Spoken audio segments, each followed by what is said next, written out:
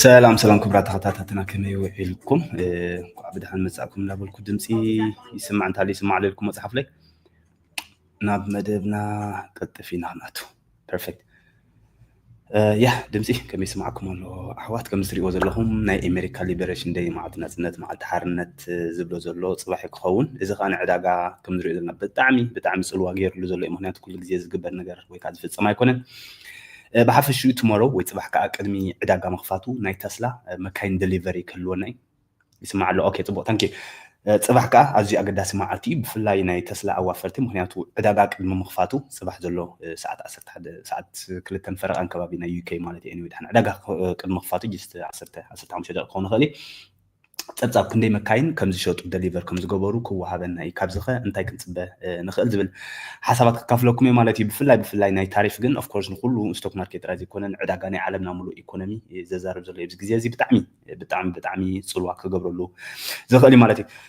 سلازيه شير قبر لهم تقدمي زلوا مدبات كي حلفهم بليس سبت جروب زلنا بفلاي كه ده حنا بتنا جروب ولا شير نقبر لهم عمل جروب نيوساب جروب زلنا مالتي أبلا زي كونكم تعليهم كأجاتامي حدثتي أبزي channel أبلات بموغان بزوم سمة تمرتي كتوصلوا تدخليهم تزي كوين جنيه thank you بمساكم أوكي إساس ويسمع الله perfect thank you forever perfect I don't know WS واتساب مالي ده هون زلها أوكي موسيلا دحين كن زرار بلاينا تجمع لن برودكم يا كم انفيديا مثلا مالتي ردا سلام دمس يسمع الله perfect قاعد هالمساكة دحونا يسمع الله يعني اوكي ثانك يو ابراهيم كمون تخططلتي سلام كلكم بيرفكت كم زبلكم بزي مدب قصنا انا كنجمر ميبي حتى زبلت فيديو على كريوكم يسنحيله حفشاو غن ياتي مينلي ويكا قندي نزاربلو ارستي ليبريشن داي ناي امريكا معت نصنت من يغزي ومنيرو اي دون نو غن ليبريشن داي ونالو كرينا مستر ترامب بريزيدنت دونالد ترامب مالتي ስለዚህ አርእስና ንሱ ክኸውን አይ ቲንክ ታሪፍ እንታይ ትርጉሙ ፕሮባብሊ ዝበዛሕና ንፈልጦ ኢና ነዊሕ ግዜ ሰሚዕና ያለና ምባል ኢለ ምድጋም ዘድልየት ኮይኑ ግን ፀገም ኢለና ሕፅራ ቢለ ድግም ከብለልኩም ብዙሕ ዘፀግም ኣይክኸውኒ ራይት ሶ ከም ዝበልኩም አይ ቲንክ ሰብዓ ገለ ኣቲናና ላይክ ንግበር ሞ ዕዳጋ ኣብዚ ወርሒ ዕዳጋ ክብል ከለኹ ክሪፕቶ ይኹን ስቶክ ማርኬት ይኹን ወላ ኩሉ ክፅሎ እዩ ማለት እዩ ኣክቹዋሊ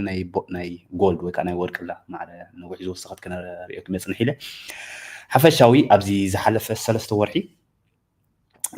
ሰለስተ ወርሒ ከም ንፈልጦ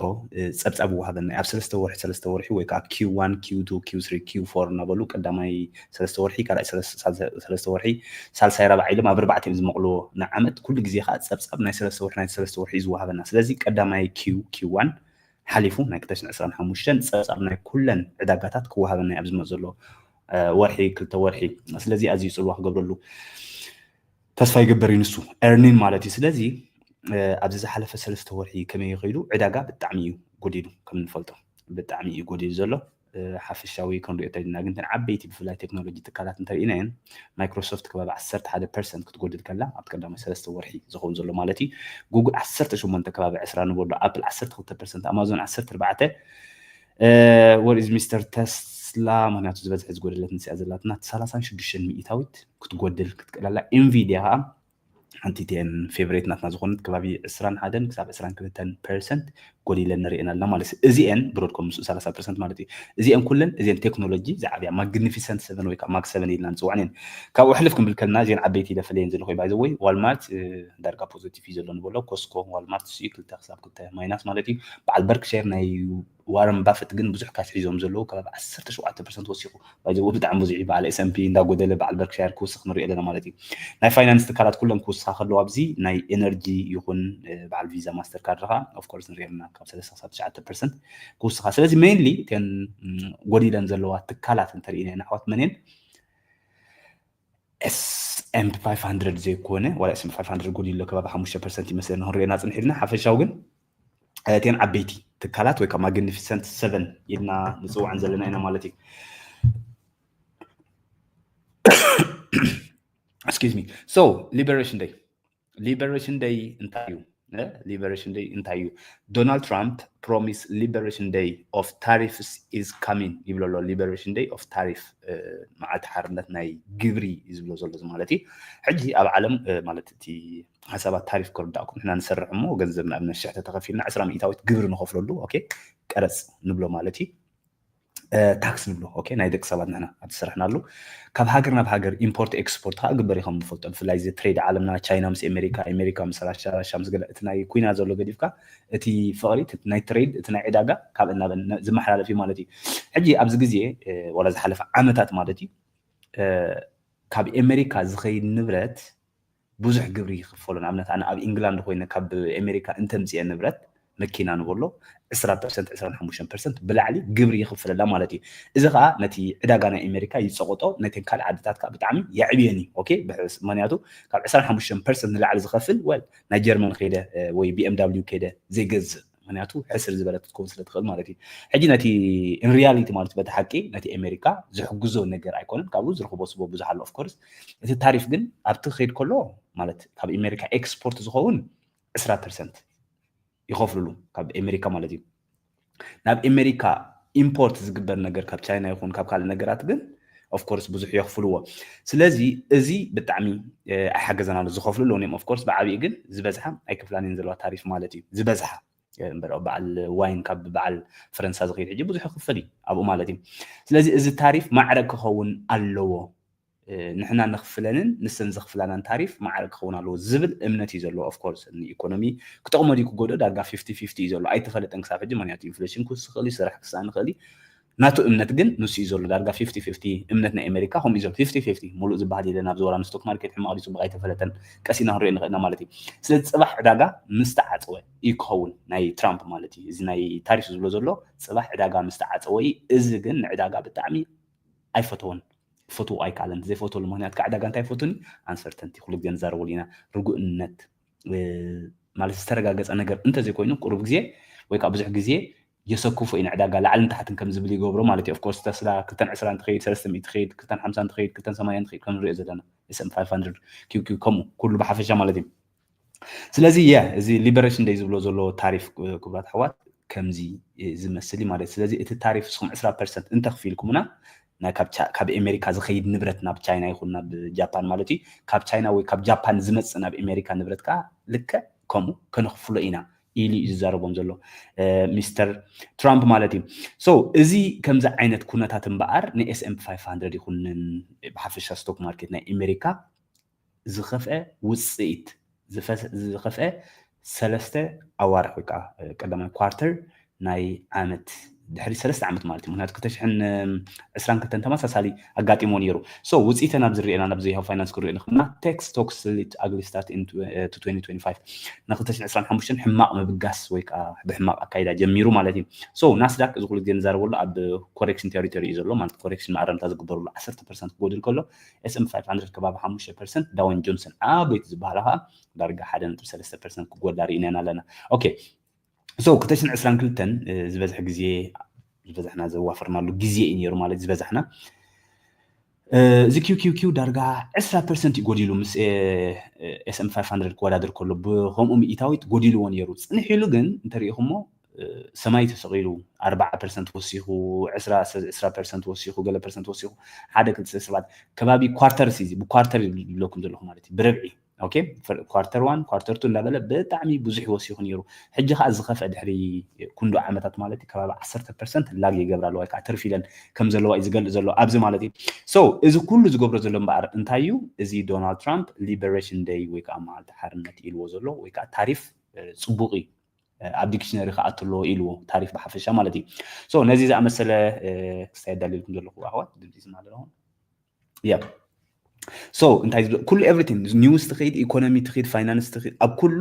ብዛዕባ ትራምፕን ብዛዕባ ታሪፍን እዩ ዝዛረበና ዘሎ ማለት እዩ ኣብ ዝሓለፈ ፀብፃብ ከም ዝተዋሃበና ትሪእዎ እንተነርኩም ትራምፕ ሴይስ ኒው ኣውቶ ታሪፍስ ኣር ፐርማነንት ንኩሉ ግዜ ዝነብር ፐርማነንት እዩ ማለት እዩ and I don't care about stock market or anything else ወይ ከዓ ዋጋ ይወስኽ ኣይወስኽ ብዙሕ ኣይገድሰንን እዩ ኩሉ ግዜ ግን እዚ ታሪፍ ዝብሎ ዘለኹ ክፀኒሕ ዝብሎ ዘሎ ማለት እዩ ኣውቶ ክበሃል ከሎ ከም በዓል ተስላ ከም በዓል ፎርድ ከም በዓል GM ብሓፈሻ መካይን ኣብ ደገ ተሰሪሐን ናብ ኣሜሪካ ዝመፀ ክኸውን ይኽእል እዩ ወይ ከዓ ንብረተን እቲ መኪና ንመስርሒ ዝጠቅም ንብረት ንሱ ዝመፀ ክኸውን ይኽእል እዩ ንኩሉ ከነኽፍሎ ኢና 25% እዩ ዝብሎ ዘሎ ብካልእ ኣዘራርባ 40,000 ዋጋኣ ዝነበረት መኪና ካብ ደገ እንተመፅያ 50,000 ክትሸጥ ማለት እዩ 25 ሚእታዊት ብላዕሊ ናብ መን ይኸይድ ማለት 10,000 መን ዘኽፍሎ ዘሎ ህዝቢ ኣሜሪካ ዝኸፍልዎ ዘሎ ኦፍ ኮርስ እዚ ሕጂ ንኣሜሪካ ጥራይ ዘይኮነ ግን ንዓለምና ሙሉእ ዝፀሉ ነገር ማለት ስለዚ ኣይ ዶንት ኬር ወይ ከዓ ኣይ ኩድንት ኬር ለስ ብምባል ይጠቂስዎ ዘሎ ሚስተር ትራምፕ ማለት እዩ So he downplayed concerns that forthcoming around 25% tariffs on all foreign made vehicles ኣብ ደገ ዝስራሕ መካይን ማለት ካብ ኣሜሪካ will cause prices ስለዚ እንታይ ዘፍራሕና ዘሎ ብሓፈሻት 25% እንታይ ኢንፍሌሽን ማለት እዩ ስለዚ ብኻልእ ኣዘራርባ 100 ዝነበረ 125 ክሽየጥ ማለት እዩ ብሕፅር ዝብል 100 እንተን ነይራት 125 ሺህ ክትከውን ብ25 ሚእታዊት ግብሪ ይውስኽ ኣሎ ክንብሎ ንኽእል ኢና ኦፍ ኮርስ ብኣውቶ ወይ ከዓ ብመካይን ጥራይ አይዕቀኒ ሓፈሻው ግን ማዕረኸ ምፅዋዕ ክህልዎ ዝኽእል ራይት ሶ እዚ ግን ኩሉ ግዜ ሕማቕ ማለት ኣይኮነን ኦኬ እዚ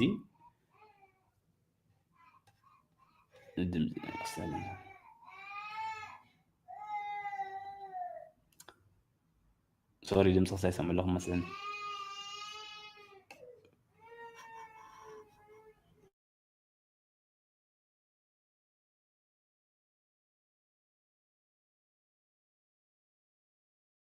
اوكي يا دمص استغيركم خوني اخوات ስለዚ እዚ ናይ ታሪፍ ዝብሎ ዘሎ ንዕዳጋ ፅቡቅ ምቹእነት ኣይፈጠረሉን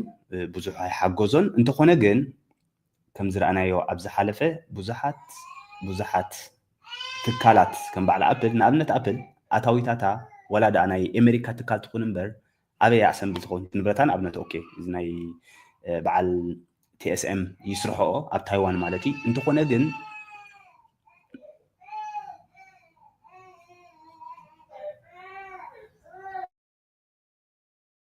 حنسب 5 دقائق هبنا ياخذ كل 3 دقائق سوري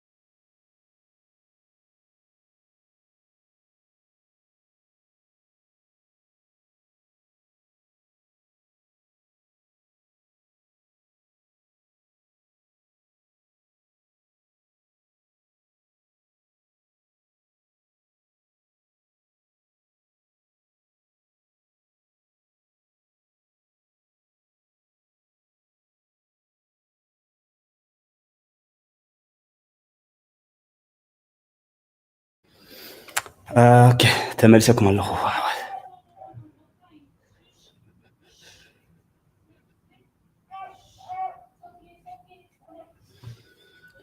بيرفكت ስለዚ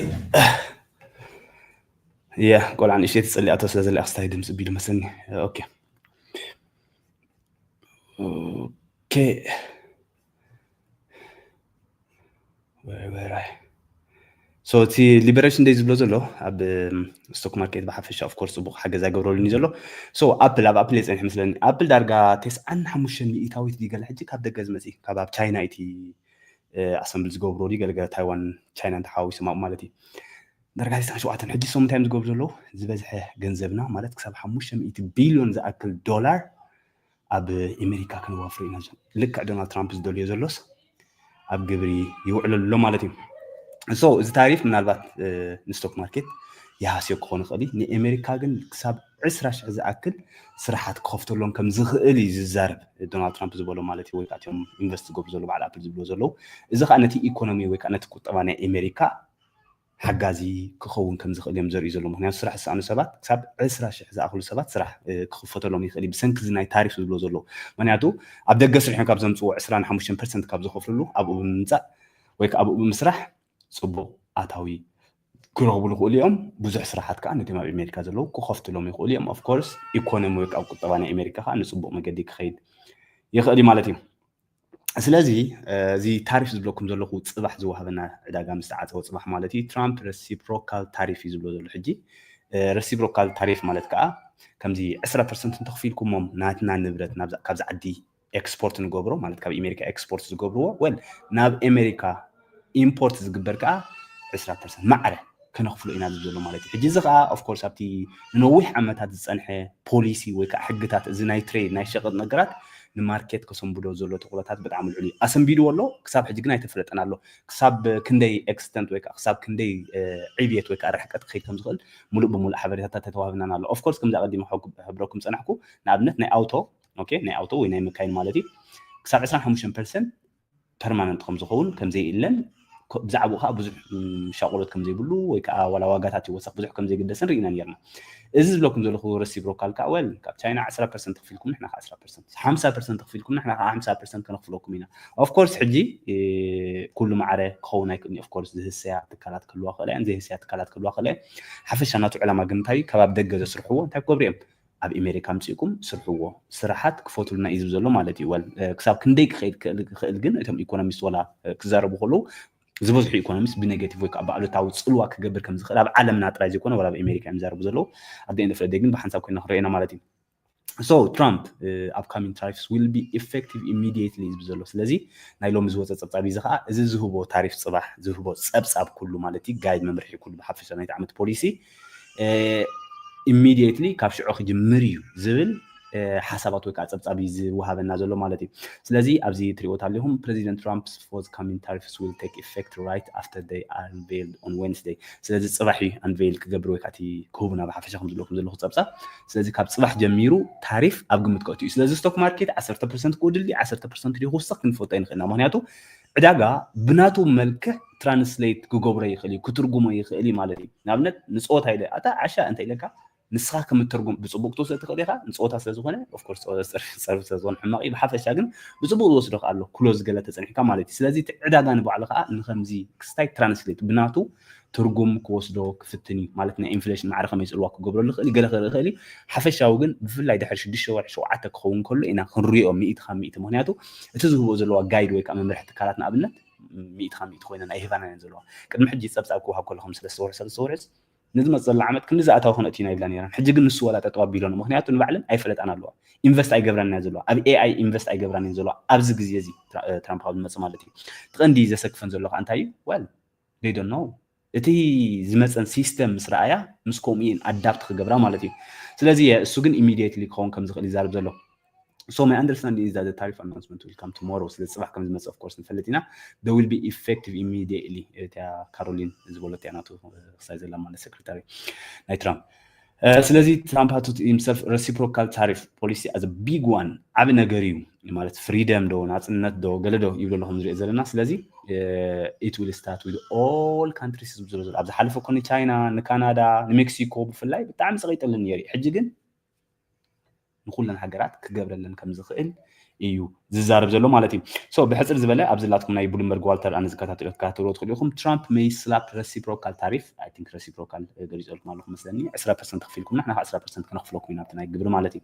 so on as many as 25 countries on April 2 بارتريس ولو إزي صار 25 حجرات بس الحمد لله كلنا حجرات بدنا تمسون تريج جبر مالتي so the analyst تهم expert ناتهم كإلاتات زبلوا مالتي Trump announced reciprocal tariff next week on 15 to 25 countries with a large trade imbalance with the US sectors likely affected includes auto زبلوكم صنع كنا مكينا مالتنا فارماسي نا حكمنا تكالات بفلاي ناي أوروبا زلوانا حكمنا خلوا عن مهنات أمريكا أوروبا أصبح حكمنا يزفلت زبز مالتي and of course semiconductors بعد Nvidia كمان سياسة بصابنا Nvidia نا تسلم كلنا mainly بحفشة semiconductor كاك تصلوا كم زخلا زارب زلوا مالتي إتي حفشة وحبرتها وديتيل جن سبسب دحريخ مثلا تنقل أجرات كا of course كم إيلن صار خمسة خفيل كنا إحنا خمسة نخفل كأننا خبها اليوم كم كوينات تريد وار كسر إخليس الذي سمي كونكتر لك كسيا نأوت أوف كورس 1% جودة لان يرنشوا معلتي يعني تو بعد توي تبدأ جين يسرحوا كل تيم مكان درجة 500 تاوي الذي بتعمل سؤال واحد قبل لين كم زغلي زارب زلوا أبزخ معلتي Trump has hinted at a few exceptions Trump انتبه له قال exceptions جن كجبر كم زغل and may use emergency economic powers for faster rollout so he stated he will be more lenient than fully reciprocal لازم يتخم زي كونه قال expect قبل كم زغل يزارب زلوا so targets will likely be countries with high tariffs لعل tariffs زلوا بفلاينا أوروبا تكالات okay ناي China تكالات مين لين China is the league allow Canada مكسيكو أوروبا حويسكا كندسوم يوم of course كاب أفريقيا بزح تريد زجبرة كونه حفش أوجين تين عبيتي معبرات هاجر ناس كلن كسلوا يعني مالتي جابان بلوهم تشاينا بلوهم إنجلاند بلوهم فرنسا بلوهم ولا اسكندنافيا بلوهم مالتي ولا جرمن خبعي so economists warn this tariffs could raise inflation and slow global growth ስለዚህ ናይ ግሎባል ዘሎ ዕብየት ከዝሕሎ ከም ዝኽእል ግሎባል እንተዝሕሉ እንታይ ጋጥም ኣሎ ማለት እዩ ሪሴሽን ከጋጥም ዘሎ ተቆለታት ልዑል ከም ዝኾነ ሪሴሽን ተጋጢሙ ኢንፍሌሽን ከ እንተወሲኹ አይ ቲንክ ሊዝኛ የመዝሓለፈ እኳ ስታግፍሌሽን ከጋጥም ስታግፍሌሽን ከ እቲ ዝኸፍአ ንስቶክ ማርኬት ክኸውን ከም ዝኽእል ማለት እዩ ዶ ሪሰንት ማርኬት ፊርስ ሃብ ኢዝ ስላይሊ ኣብ ዝሓፀረ ሌትሊ ግን ኣብ ዝቐረበ እዋን ኣብዚ ናይ ሪሰንት ዘጋጠመ ዕዳጋ ግን ኦፍ ኮርስ ብድሓን ዝኾነ መገዲ ትራንስሌት ይገብረሉ ዕዳጋ ማለት እዩ ሶ ብከምዚ መልክዕ እምበኣር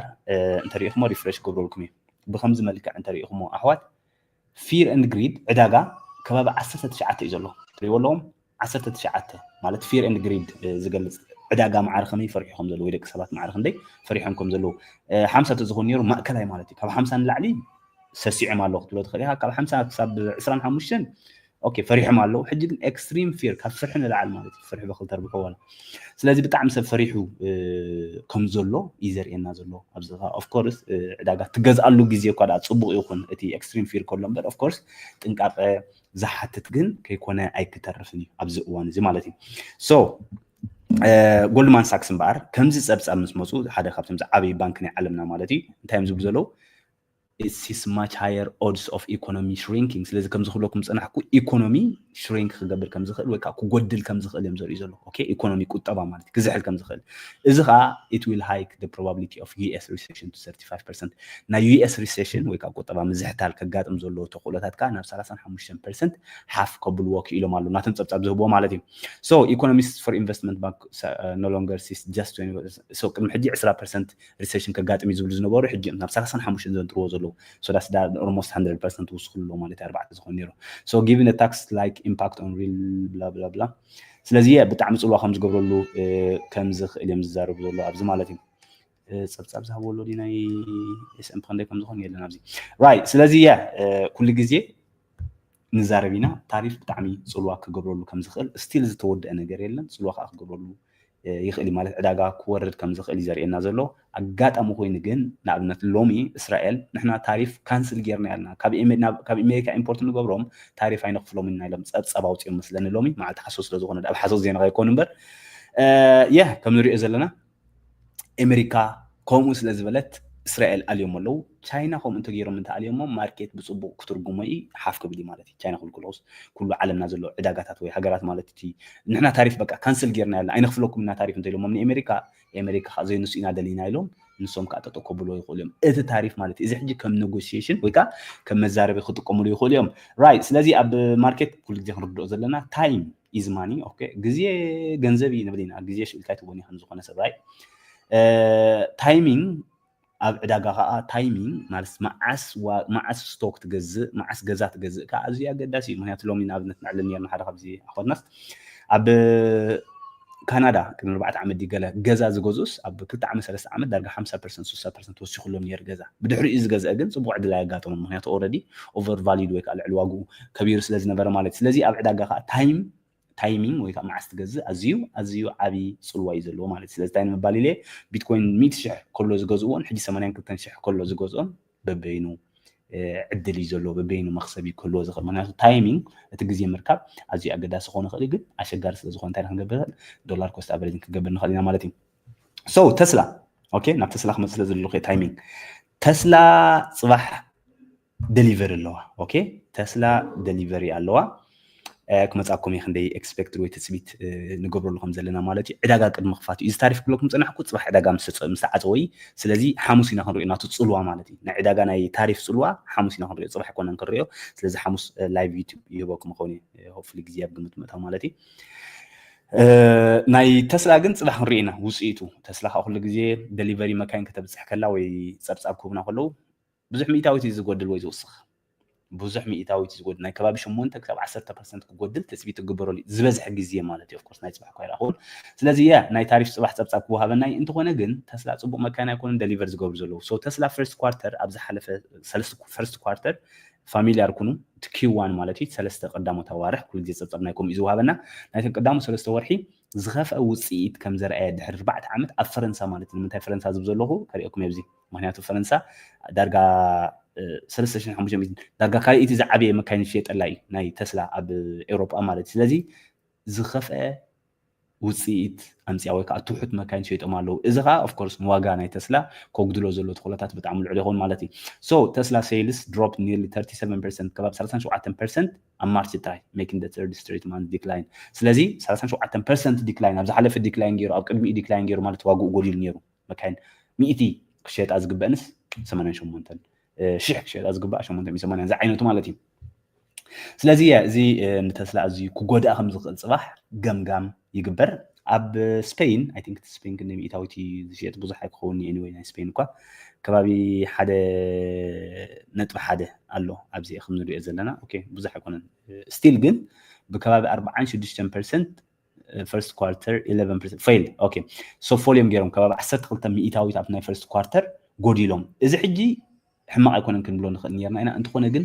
ናይ ኩሉ ጠቕላላ መካይን ኤሌክትሪክ ማለት እዩ ኢቪ ዝተሸያጣሉ ከባቢ 46% ራይዝ ገይሩ ወሲኹ ስለዚ ብዙሕ ሰብ ተስላ ኣይገዝእን እዩ ዘሎ ካልእ ይመርፅ ኣሎ እዩ ዘርእየና ዘሎ ኢቭን ዶ መካይን ዝተገዝኣሉ በዚሐን ከለዋ ናይ ተስላ መካይን ዝተሸጠሉ ግን ከም ዝወሓደ እዩ ዘርእየና ዘሎ እዚ ከዓ ኦፍኮርስ እዚ ከም ንፈልጦ ኣብቲ ፖለቲክስ ብጣዕሚ ይነጥፍ ስለ ዘሎ እዩ ናቱ ፖዘቲቭ ክንክህልወና እዩ ሶ ስለምንታይ ዳ ወሲኻ ተስላ ሎሚ ኦኬ ተስላ ሎሚ ወሲኻ ራይት ተስላ ስቶክ እንተይለብዚ ተስላ ወሲኻ ከባቢ 270 ንሪኢ ኣለና ኣብዚ ራይት ከባቢ 4% ወሲኻ ኣላ ሎሚ ክዕብየልኩም ለብዚ ከባቢ 4% ስለምንታይ ዳ ወሲኻ እዚ ኩሉ ሕማቕ ፀብፃብ ከሎ ስለምንታይ ዳ ወሲኻ እንተይልኩምና ኣብ ቻይና ፅቡቕ መካይን ደሊቨር ገይሮም ማለት እዩ ኦኬ ኣብ ቻይና ፅቡቓት ብዝሒ መካይን ወይ ከዓ ብዙሕ ዩኒትስ ኢንሹር ከም ዝገበሩ ዘርኢ ሓበሬታ ሎም ወፂኡ ስለ ዝነበረ እዚ ከዓ ብኣወንታዊ ምክንያቱ ኣብ ቻይና ምስተን ቻይና ዘለዋ ትካላት ወይ ከዓ መካይን ክትወዳደር እንተኽኢላ ፅቡቕ ዕድል ረኺባላ ማለት ስለዚ እቲ ዘለና ሓበሬታ ኣይ ቲንክ ናታ ደሊቨሪ ኣብ ትፅቢት ይኽምርኮስ ማለት እዩ ከም ዝጎድል ካብ ዝሓለፈ ርግፀኛታት ኢና ምክንያቱ ምስ ናይ ፖለቲክስ ብዙሕ መካይን ኣይሸጡ ክኾኑ ይኽእሉ እዮም ሓፈሻዊ ግን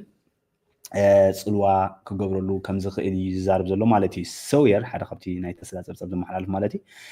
it is expected to release Q1 production and deliver results tomorrow ስለዚ ክንደይ ፕሮዲስ ከም ዝገበሩን ክንደይ መካይን ከምዚ ደሊቨር ከም ዝገበሩ ከም ዘብፅሑን ፅባሕ ሪዛልት ክህቡ እዮም ኣፕሪል 2 ማለት እዩ እዚ ከዓ ኦፍ ኮርስ ቅድሚ ዕዳጋ መኽፋቱ እዩ ዝብለና ዘሎ ብዚ ቅድሚ 9:30 ኢቲ ታይም ብዘይገድስ ነው ዕዳጋ ቅድሚ መኽፋቱ በቲ ዝብል ናይ ዓዲ ብዘይገድስ እዚ ዎል ስትሪት ማለት እዚኦም እቶም ኤክስፐርት ኮይኖም ፀብፃብ ዝህቡና እዮም ተስላ ክንዲዚ ኢፒኤስ ከተምፅያ ፀብፃብ ክንዲዚ መኪና ክትሸይጥ እያ ዝብሉ ካብኡ ዝትሕት ዝኸውን ዝበዝሐ ግዜ ካብቲ ዝሃብዎ ፀብፃብ ዋጋ ናይ ሓንቲ ትካል ይኹን ገለ ክጎድል እዩ ዝርአ ማለት ስለዚ 337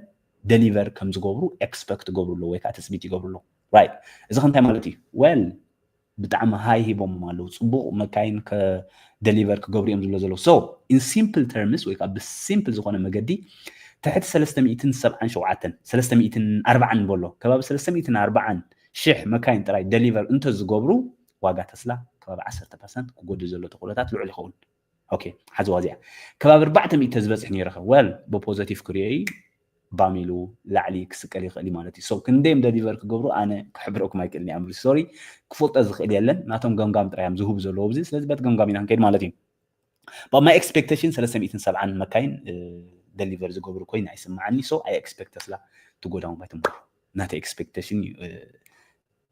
ኮሚኒካ ገምጋም ክትብል ኣዝዩ ከቢድ anyway it's a fool's game እዮም ዝብሉ ወላ ናይ ዓሹ ጾታ ወይ ስራሕ እዮም ዝብሉ ሓፈሻው ግን ብዙሕ ወይ ከዓ ፖዚቲቭ ክስታይ ኣይረአየኒ ናቱ ፖዚቲቭ ዝረአየኒ ብድሕሪ እዩ ዘሎ ዝሸጥዎ መኪና ጥራይ ዘይኮነ ዝመጽ ዘሎ ቴክኖሎጂ እንተሓቲትኩም ንግን well the technology number 1 AI company በበልኳን የረ ተስላ ኣብ ዘላተ ግዜ ማለት እዩ እሱ ጥራይ ዘይኮነ ግን ከመጻኩም የጽንሕ ኢለ ትራምፕ ኣብ ዝሓለፈ ጸብጻብ ዝሃበሉ ግዜ እንዳተዛረበ ሁሉ ኢንተርቪው እኔ ማዓልታዊ ዝገብር ስፔሻል ጋቨርንመንት ኤምፕሎይዝ ተዋሂቦ ዝነበረ ማለት ሰርሖ ዝነበረ ስራሕ ከባቢ ሓደ ወርሒ ጥራይ ተሪፍዎ እምበር ጠጠው ከብሉ ከን ዝኽእል ገምጋም ይብሎ እዚ ኣወንታዊ ተስላ ማለት ምክንያቱ it means ኤለን ማስክ ኣብ ተስላ ፎካስ ክገብር ኣተኩሮ ክገብር ከም ዝኽእል ገምጋም ዝውሃበሉ ዘሎ ካብ ፖለቲካ ክወፅእ ድያ ኣይክወፅን ዊ ሃቭ ኖ አይዲያ ክንፈልጦ ኣይንኽእልና ብሓፈሻ ግን ስርሑ ወዲ ይብለና ኣሎ ኣብቲ ኦፊሻል ዝለኾነ ስለዚ ኣይ ቲንክ ኢዝ ኣሜዚንግ ንፍዑ ይብሎ ኣሎ ኢዝ ኣሜዚንግ but also think he's got a big company to run ዓበይቲ ካምፓኒ ባይ ዘ ወይ በዓል ስፔስ ኤክስ ኣሎ ከመይ ጌርና ንሮ ናብ ጠፈር ንኸይድ ወላ ናብ ስፔስ ንኸይድ ይብል ኣሎ በትን ሓደ እቲ ናይ ኤኣይ ትዊተር ንጥቀመሉ ዘለና ኤክስ ኤኣይ ባይ ዘ ወይ ገዚኣታ ኣብዚ ግዜ እዚ ምስ በዓል ቻት ጂፒቲ ኣትወዳድር ዘላ ማለት እዩ ስለዚ yeah he's got a big company ክብሎ ከሎ it means it's positive ብኣወንታዊ እዩ ዝሪኦ ኣነ so at some point he's going to be going back ስለዚ ኣብ ገለ ግዜ ክምለስ ከም ዝኽእል ፀብፃብ ዝውህብ ዘሎ he wants to ክሰርሕ ደሊ ምስኦም ማለት እዩ I'll keep him as long as I can keep him ክሳብ ዝሕዞ ክሕዞ I love very smart people ዝብል ዘሎ smart people ዝፀልእ ሰቡካ የለን ብሓፈሻ እንታይ ክብለኩም ደልየ ናይ ተስላ ሕጂ ብዙሕ ኔጌቲቭን ብዙሕ ኣሉታውን ብዙሕ ኣውንታውን ፀብፃብ ይመሓላለፍና ኣሎ ግን እቲ መኪና ደሊቨር ዝገብርዎ ፅባሕ 377,000 ግምት ተገይሩሉ ዘሎ I don't think ኣብኡ ዝሃርሞ ኮይኑ ይስማዓኒ ምክንያቱስ በቲ 26% ጎዲሉ ዘለና ኣብ ቻይና ከምዚ ፐርሰንት ጎዲሉ ኣብ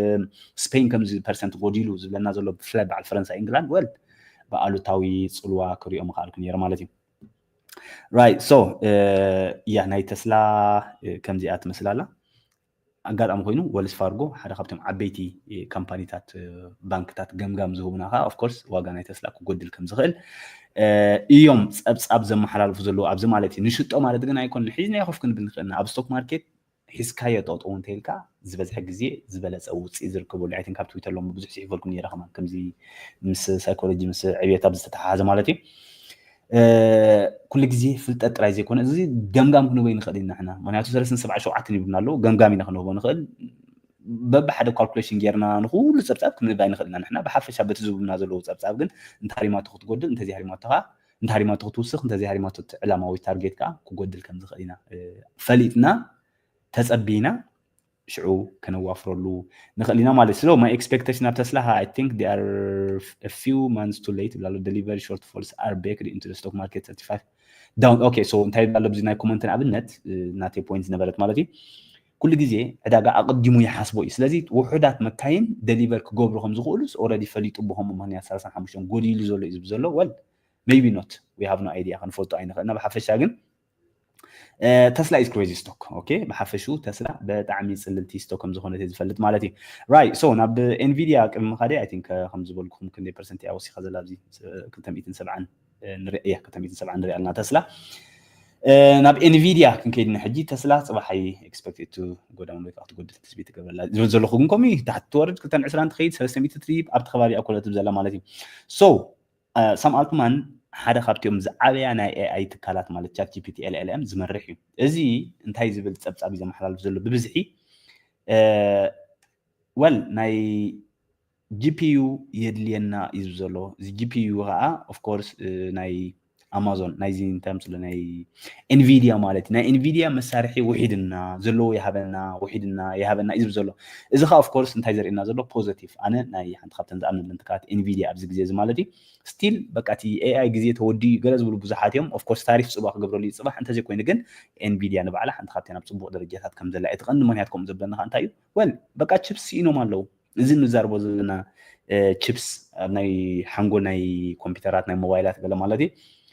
ብጣዕሚ ይውሕድ ከም ዘሎ እዩ ዘርእየና ማለት ኣብነት ኣብ ዘሎ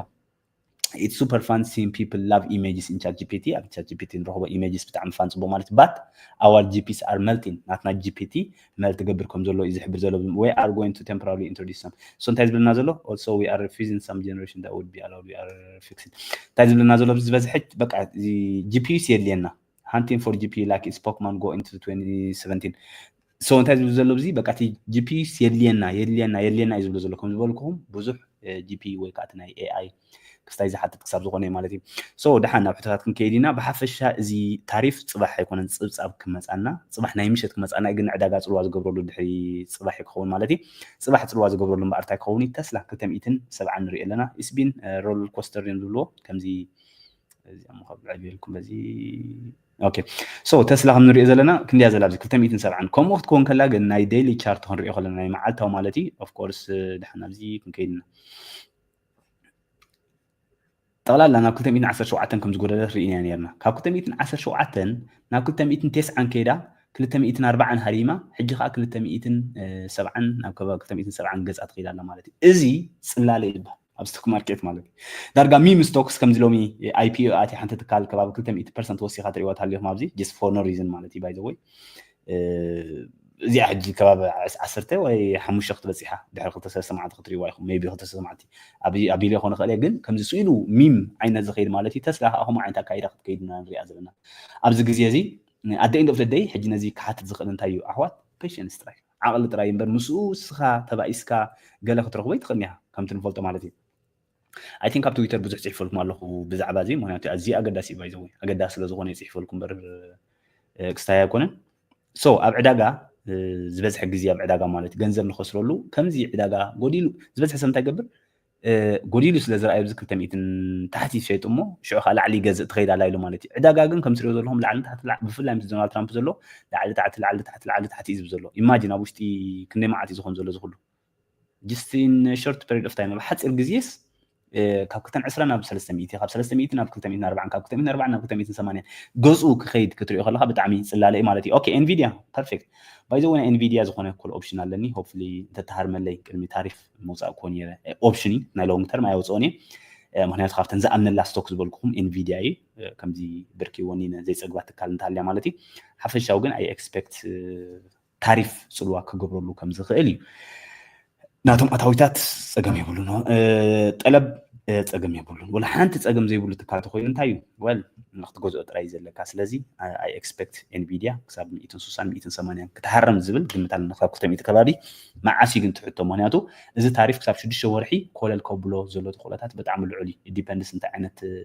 ፀብፃብ ሂቦም ምፅባሕ ማለት እዩ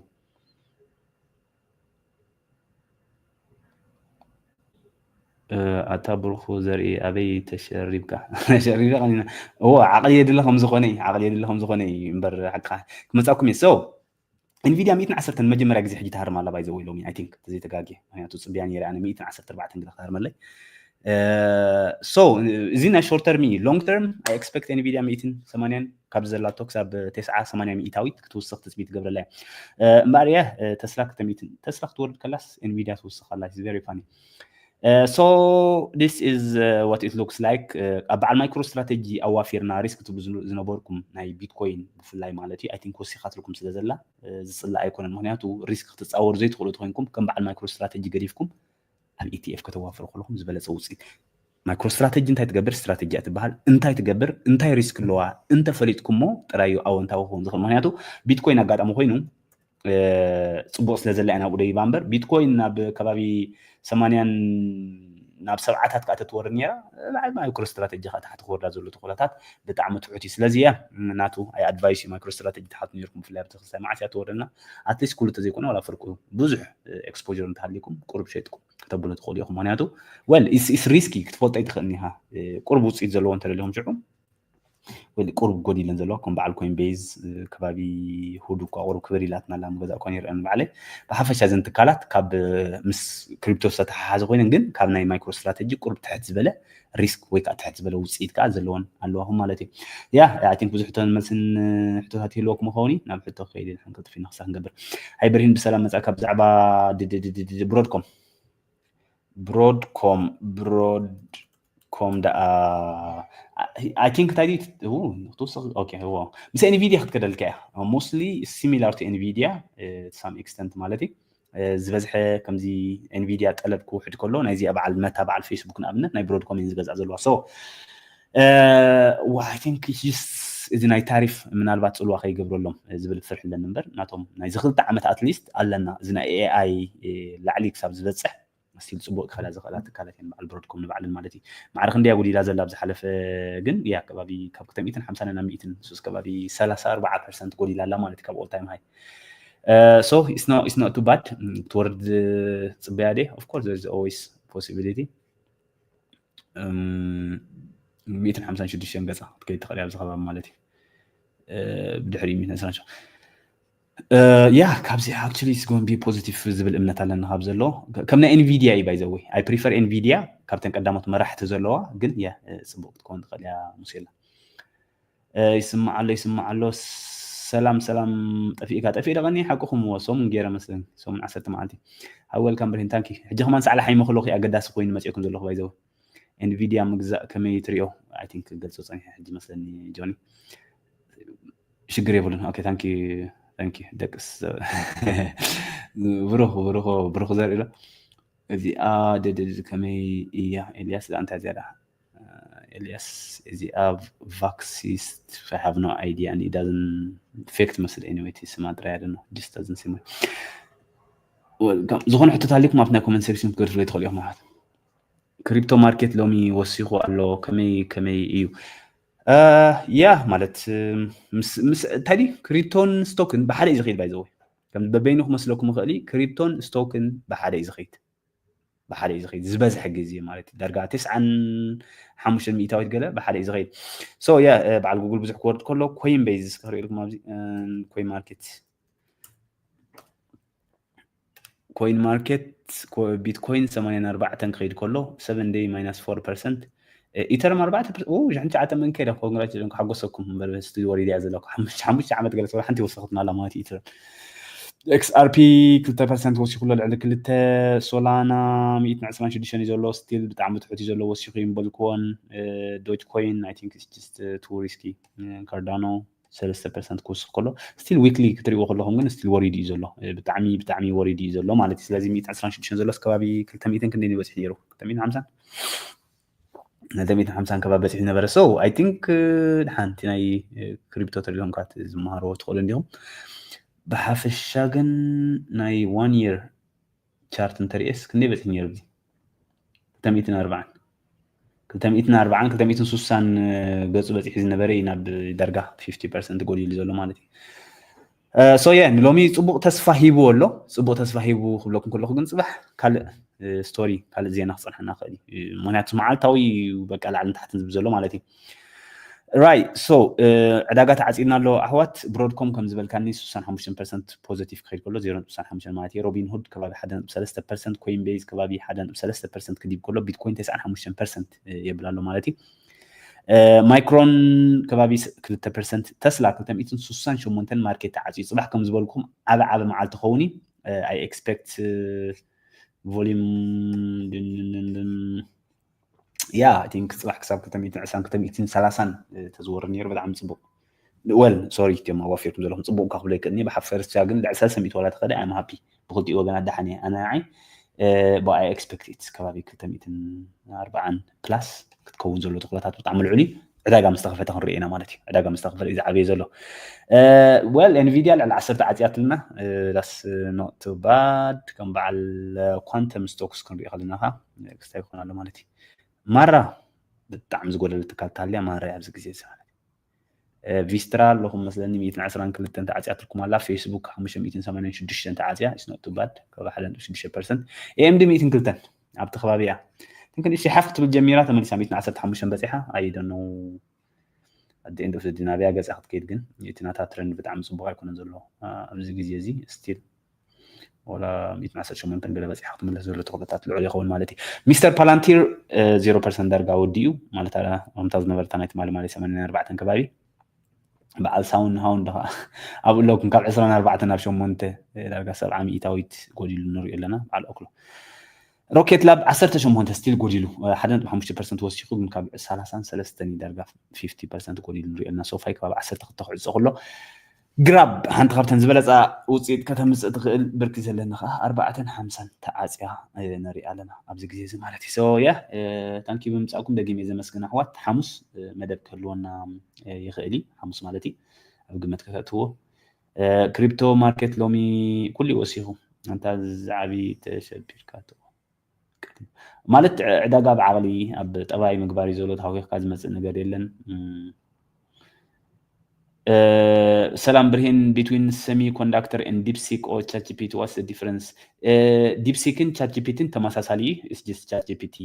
close تيخا DeepSeek open سلازخوني مالتي امبر تماساسالي anyway LLM مالتي semiconductor كأنه نخسرح زليو مالتي semiconductor زي كمبيوتر نتقومو زلنا semiconductor اللو كلنا نتقامل لنا تليفونات semiconductor تي chips نا semiconductor تكالات مالتي سلازي سيتي كاندي في اللي مالتي እያ ስለዚ ናይ ሰሚ ኮንዳክተርስ ነዚአን ዲፕሲክን ቻት ጂፒቲ ንክሰርሓ ዘገልግለን መሳርሒ AMD yeah I think بيدل صنيحه كور ويف كاتشك غبره it's very good okay كور ويف دا بمنታይ ጉድ ኮይና ዳ ፋጭ ሓውና ምክንያቱ I know ምስ መፀት ሪሰርች ጌሪ አንዴ كور ويف كريልካ خእለ I think 41% ዓጽያሎሚ ጽቡቅ ኣብ ኣተዋፊርኩም congratulations but I believe 53 በጽሕ ነራ ከባጆ see ብምንታይ ጽቡቅ ከይዳ I have no idea ምክንያቱ what they do is እንታይም ዝገብሩ ፋጨ ጽቡቅ ጌርካ ተጽኒዕካ ማለት እዩ ናይ Nvidia chips ይገዝኡ እዚ ንጥቀመሉ ዝንዛርበሉ ዘናን ሴሚኮንዳክተር chips ማለት እዩ ሽዑ ንበዓል መታዲ ንበዓል ማይክሮሶፍት ከይደን ከዓ ሊስ ይገብሩዎን የለቅሑዎን የካሪዎን ማለት እዩ ስለዚ ስናቶም ሞት ማለት ዝኾነ ተካልkom ክትገብር ትኽእል ያ Nvidia ገለ ዋንነት ስለ ዘለዎም ኣብ ብርክሎም Nvidia I don't know how many percentage ክንደይ percentage wise ኣለዎም in reality ግን I don't see any reason ከምዚ ኢላ ክትዓቢ ሪል ማለት እዩ ምክንያቱ ሪሰርች ገርያ ነይራ ንባዕለ core wave momentum ክትከይድ ትኽእል ያ of course እንተዘይ ኮይኑ ግን ወላ ሓንቲ ክስታይ ዘይራ ኩላ ኣነ ማሲ ከምዚ ብዙሕ ሰርች ጌርካ ላዕለ ክትከይድ ትኽእል ያ ገለ momentum yes ክትከይድ ትኽእል ያ تزي كوين جنا have no idea. كل من recommend قبرنا منياتو الله I remember Robin Hood congratulations حس كام تعلي حساب حدي كل جنا حن share قبرنا وخلاص كورفيف جنا extreme risky مالته نكو عبد السلام مساك السلام روبي welcome Cardano is كمتن أي crypto stocks I think I expect to go down I think a Bitcoin تاعي هو فرق anyway هذي على Cardano بعد سولانا بس حسيت قبركم محريت يورد له أنا بعد يورد أنا بعد ساعة الحزن له thank you آمين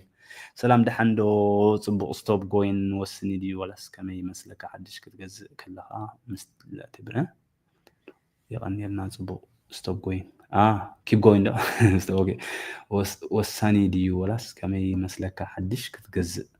كلها مسلتي بركي عارفنا يا واتس قريتها امتي انا صرا بالكاس كصحافه من الوقت تانكس برهان أنا وين رأي يعني مس AMD كم وين مس Nvidia متحزلوا يس أنا كم بقولكم Nvidia يمرز AMD زمرز بزحات توافر لو برودكم كا of course تكاليتي مسرع كوانيرة probably كاليتي كمان بعد المايكرون مسرع كوانيرة by the way مثلاً I don't know it's just I'm more into Nvidia بركي زلني أو آخر مرة قبره Do you think inflation is coming? Excellent. تغلب برهان thank you so much. Inflation yes inflation is going up. inflation يوسخ يزلو إذا عداقة صبوغ أيكونن منياتون تايلوكم تانيحي إذي تعريف نبلو زلنا تعريف زمت نبرت نحن إنا نخوفلو بتزاوارس ناتنا كبري يوسخ اللوماتنا عملت آيفون كل نبرتها أب تشاينا تسريحنا بأمريكا تمس انت خوينا شحت شيء نبرت شحن كنت 250 ياخد شيء سلاز 25% توسخ اللوماتي سلاز كل نجارات كم وجيرهم importers قبرونيا ود واقو كوسخي تسبيز قبرلو سلازي ناتهم expectation بس سنك تعريف سنك ناي تعريف ويك أنا يقبر زلوا بزجزيزي كاب 0.2 كسب 0.3% ويك 20 كسب 30 basis points بحال ني inflation كوسخ كله تسبيتي قبرلو لي مالتي انت خونا جن أقعد أم قينو إذا ناي تعريف cancel انت قينو بس خونا قعد أمي في اللاتني يعني تو ترامب كندك زيزيت الزاربة باي ذا واي مهنياتو crypto is dead crypto is scam bitcoin أنا بمفتش ما أوافرني زبورو بالجزيني رو كتاشن 20 دي كتاشن 20 حدا حجة خاب bitcoin زعبي bitcoin كم زي digital gold اللي زارب على سلازي anything can happen تعرف انت هالليجن of course كوس تبيز قبل المالك كريبتو تمرتي كبكم الكنا نيركا معسكت مرنا I think حجة مدلسي I think next week مدلسي أنا إنجلند سلازي بتشعر جزية مستعملوش قبل خدمات Cloudflare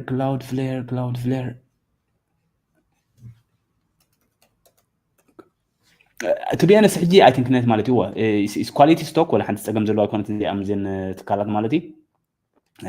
great software تكال I believe بقى كم تقول لجن عايزيس كم زي sensitive جزيس لزغنا سسع لكم ملك أو stock أنت زي وافركم صلى أنا قالكم أنت تعرف مستوى الدقات أبناتو مثلا أنا وسيتاوي دي أكون رأينا خنا وافري حيش ربحونا أي برهن كم يكأنها big bear كم يتشجبر أنت ما يتشجبر لا is no reason بزح جزية تزاري بالله where is big bear BBA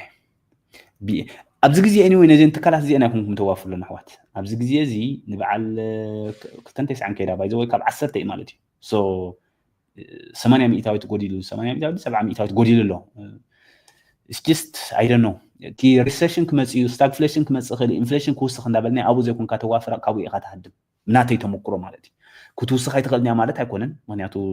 ከምቲ ኣቐዲመ ከብለኩም ፀናሕኩ where is the ዚኣሎሚ ሬዋ 41% ኣብ ሓደ መዓልቲ ዝውስኽ ፅላለይ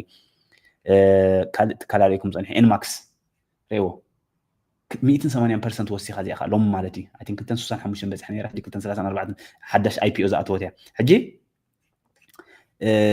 እዚኣ ከምኡ ከጋጥማ ክእል ድተልኩም ከምኡ ጋጢምዋ ነይሩ እዩ anything ከጋጥም ክእል እዩ ፋንዳሜንታሊ ግን I think risk ዝውሰደሉ እዋን ኣይኮነን ማዕረኹም ማለት እዩ SoFi I gave up on SoFi I prefer Robinhood ወላ ዋጋ 10 ትብፅሕ I don't think I'm interested at the moment ምክንያቱ እቲ ናይ ለንዲንግ ገለ ዝገብሮ ዝነበሩ በዓል SoFi በዓል Robinhood በዓል ክገብሮ ጀሚሮም ሃይበርሂና ሃንደበት ዲኻ ኣቲኻ ሓበሬታ ኣይመፀንን ኣቐዲምካ ትነግረና ፅቡቅ እዩ ሳሚ ነጊረኩም ነይረ እሞ ናይ ኣባላት ሰንበት ረቡዕ ሰሉስ ሎሚ ናይ ታሪክ ረቡዕ ኢለኩም ነይረ ኾነ ኸ ባይዘው ግን ኣብዚ ናይ ኤክሰርሳይዝ መፂ ነይሩ ኖቲፊኬሽን ኣይገበርካሉ ዩቲዩብ እምበር ኖቲፊኬሽን መፅኣካ ከም ዘሎ መደብ ማለት እዩ ሰላም ብርሂን one is we buy deep in stock thanks I think we have to wait a little bit ንእሽተይ ክንፅበይና ክንሪአና እዚ ታሪፍስ ከመይ እዩ ክንሪአና ምክንያቱ ኩሉ ግዜ ዳ ኣታክ ንግበር እምበር ንእሽተይ ምክልኻልካ ኣዝዩ ኣገዳሲ እዩ ዲፈንስ ክንገብር ከዓ ክንክእል ኣለና at the same time ማለት እዩ ስለዚ እንተኸውን እዚ ናይ ታሪፍ ስለዘይፈለጥናዮ ስቲል ክሳብ 20% ንታሕቲ ክጎድል ተኽእሎታት ስለ ዘሎ ክወረዲ ኣይኮንኩን ዝብል ዘለኹ ኣትሊስት ንሱ ምስ ተረጋግአ እቲ ዕዳጋ ምስ ረኣናዮ ሽዑ ወል ኣብዚ ግዜ እዚ ኦፕሽን ተኣትዎ ትኽእል ኢኻ ክንዲ ገንዘብ ተኣትዎ ትኽእል ኢኻ ኢልና ክንዛረበሉ ወይ ከዓ ሪስክ ክንወስደሉ ንኽእልና ማለት እዩ ኮይን ቤዝ ኣለና ግን ዋጋ 237 DCA ጌርካ ኣለኹ ግን ኣብ ቢትኮይን ፀሎት ክገብር እየ እወ ቢትኮይን ፀሎት ንግበር ኩልና እንታይ ዳ ምክንያቱ ዝበዝሐ ሰብ ቢትኮይን ዘዋፈረ ምስ ክሪፕቶ ስለ ዘለና ሙሴላ ሆና SHLD ኣይሰምዐኮን ኣለኹ እዚኣ መስለኒ ግሎባል ኤክስ ዲፈንስ ቴክኖሎጂ ETF ያ fair enough ዲፈንስ ወፅቡቅ ከላኸልያን fair enough እያ ETF እያ ትኾን ዘላ ክንደይ ትካላት ዝሓቑፈት እያ ዋው ካብ 23 መዓስ እዚ ካብ 2007 ብዝዓመት interesting wow what is this this is actually good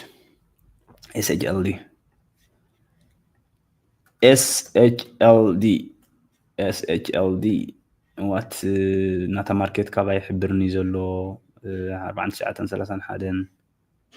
ዲፈንስ ማርኬት ካብ ከይል መኸሜላ ክገልፀለይ anyway ETF እንዲ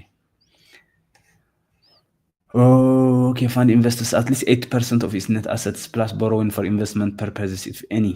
in the secrets of global X defense okay I think more Korean number okay thank you Fatihana I appreciate it can you tell some small stock to buy now no now it is still risky in small stocks Mary Hona it's too risky for small stocks the zero charge 0.5 exchange cost when selling my US shares manual conversion can be cheaper for large amounts is that smart or do you have a better way to minimize the currency 0.25% is a lot yes بعل خسائر تتقم تسويت بعل trading to one قال تتقم قر GRR ولا حنت رياني ربز حلف إيش ريسكي أخوات عبيت تكالات ري بفلا زي نايتاي حساب زرقاقا زي شد شورحي زي ولا زي إيكونومي حساب زرقاقا وطبعا أبزي نعشوا تحاتهم زلهم تكالات بتعمل تنقبلوا أخوات عينو زي بعد GRR قال زبزلو it's just هايب زغيري سلازم تنقنبل سلام برهين أبزي زغير زلهم كيارات كريبتو دوي حيث ولا stock can you recommend as overall I think I prefer stock at this situation at least stock استفر على diversify تقبل تخلي خنا defense نعمل كل خلال لك أنا قال لك كريبتو جن حدا يبقى تخوصي تقول زبهر له جزء يكونه بقى مس تكنولوجي خلتها سلازي it depends مالسي negative ندخوين على التاوي وصيت كل واي غالي كريبتو كاب stock مالتي so نبع علي personal I think I prefer stock especially at this time مالتي ولا مس كريبتو ستحازا stocks كمان أنا وصي يزول خط الله probably Robinhood كاتين إيش توريات ليمبر طلع لا وصي يزول خمس كريبتو ستحازا stocks كمان مالتي سلام برهين your expectations tomorrow Tesla down my expectation Tesla down كله the expectation على ناي I think ብጣዕሚ ተሸይጡ ስለ ዘሎ ክውስኽ ተኽእሎታት ኣለዎ ከም ዝበልኩም ግን እቲ ሪስክ ዝውሰደሉ እዋን ግን ኣይኮነን ዳስ ወላ ይበልየ ማለት እዩ ናይ ታሪፍ I think ክገብሮ እዩ ዕዳጋ ግን ከምቲ ሓሉ ዘይክወርድ ይኽእል ከምዚ ፈሪሕናያ ዘለና ዘይክወርድ ይኽእል ማለት እዩ እምበር ስቲል I expect it ክወርድ ዘሎ ተኽእሎታት ብጣዕሚ ልዑል ሶ ኣብዚ ግዜ እዚ እንታይ ትገብሩ ኣለኹም ዝብል ሕቶ ሓይተኩም ነይረ ኣሕዋት እንታይ ድኩም ዝበዛሕኩም ኢንደ ክገብረልኩም እሞ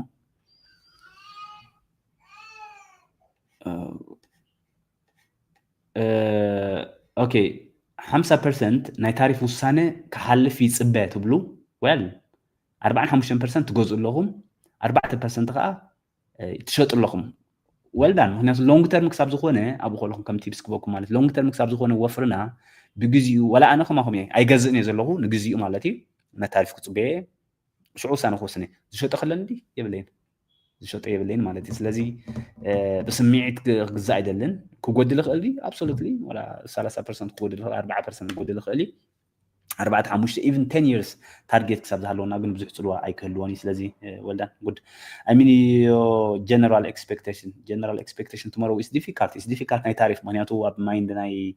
ትራምፕ ኮይና ክንዛረባ ንኽእል ንሕና ኮና ንዋቶም ኤክስፐርት ዝበሃሉ ፈላጣት ከማን ልቦም ይጠፍእዎም ዘሎ ስለዚ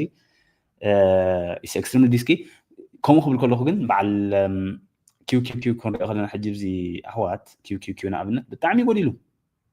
5-40 በፂሑ ዝነበረ ኢና 4-7 ከይዱ ዘሎ ስለዚ ናይ ከባቢ 10% ክጎድል ከሎ which is the tariffs priced in ገይርዎ ክኸውን ይኽእል እዩ ዝብል ግምት ይግበር but always will expect by the dip okay good point ዝነበረ ሸይጠ ወፅየ ቅድሚ ሰሙን ሕጂ ምስ ጎደለ ከኣቱ ኢለ ድሕሪ 3 ኣፕሪል ኣብ ተስላ ኤንቪዲያ ኣፕል ምግዛእ ከመይ I don't know about Apple ብዙሕ stable overpriced ኮይኑ ሆነ ኸሊ Tesla Nvidia even now it's not bad time BYD and Xiaomi ክሸጥ እንዶ መስለካ ዋህ I cannot give you personal advice ኣሕዋት personal ተሓትዙ ለهم first thing thank you I really appreciate it what you think Adobe and Chipotle both 52 low yeah it's interesting Chipotle መን ሙሲ ደሞ Starbucks ወሲ ደሞ ሓቂዶ ኤስባክስ ወሲ ደሞ ናይ ቺፖትለ ዝነበረ ሲኢኦ ሶ ብድሕሪኡ ኣይጣዓማን ያ ብድሕሪኡ ኣይጣዓማን ማዓሽ ኸይድ ነይሩ ኳይ ዝክሮኒ to be honest I don't know ናይ ቺፖት CMG yeah it's just it's down እንታይ ዲ sensitive yen the recession ከጋጥም እዩ stagflation ከጋጥም እዩ ብሎ ዘለና ሰብ እንተኸገብራ ባዕ ቺፖት ለኸገዝ ኣብ ገዝኡ ሰሪሑ ክበልዕ ስለዚ ማዕረቕ ምፅላሕ ክገብረሉ ንኽእል ናይ 52 ዊክ ሎው ካብ ብዙሓት ትካላትን ዘለዋ ባይዘወ ብዙሓት ትካላትን ዘለዋ ክልቲአን ዝን ዝበልክያን ግን ኣነስ ብዙሕ ዝደፍረና ይኮንኩን ናይ ኣዶቢ እኳ ምስ ናይ ሶፍትዌር ምዃና ድሓን ምበልኳ ነይረ እንደ ስቲል ግን እቲ ናቶም ኣታዊ እቲ ናቶም ሲኢኦ ብዙሕ ከምዚ ኮንፊደንት ከግብረካ ዝኽእል ነገር ኣይኮነን ሰብ ኣይኮነን ሶ ኣነ ካብ ክልቲአን መወፃእኩ ነይረ ማለት NVIDIA መዋፈርኩ probably I have bought 4 shares of Amazon for 187 yesterday okay congratulations Amazon ሓንቲ ካብተን ብዙሕ ጥርጥር ዘይብለን so thank you ኣሕዋት ኣኽለና ንሕጂ ድሓን ኣጋጣሚ ሰዓለይ ክሳብ ተሓልወለይ ተሓውየለይ صباح hopefully ንጽቡቕና ይኸውን at least ተረጋግዕ ዕዳጋ ይህልወና ኸውን ላዕሊ ታሕተን ክብል ተረጋግዕ ክብል ከለኹ ሓንቲ መዓልቲ ክልተ መዓልቲ ወይ ሰሙን ማለት እዩ ቀስ ኢሉ ግን ክረጋጋዕ እዩ of course ሓሙስ ፀብፃብ ኣሚን ከመሓላልፈልኩም ብዘይ ላይቭ ስለዚህ ሓሙስ ይረኽበና ጽባሕ ኣዋፈርት ተስላ good luck ጽቡቕ ዕድል ምንየልኩም ጽቡቕ ደሊቨር መካይን ክገብሩ ሰሰናይ ንኹሉ thank you ብምሳኩም ሼር ግበሩና ኩላ ላይክ ጌርኩም ውፁ ላይክ ኢልኩም ውፁ ኩላ thank you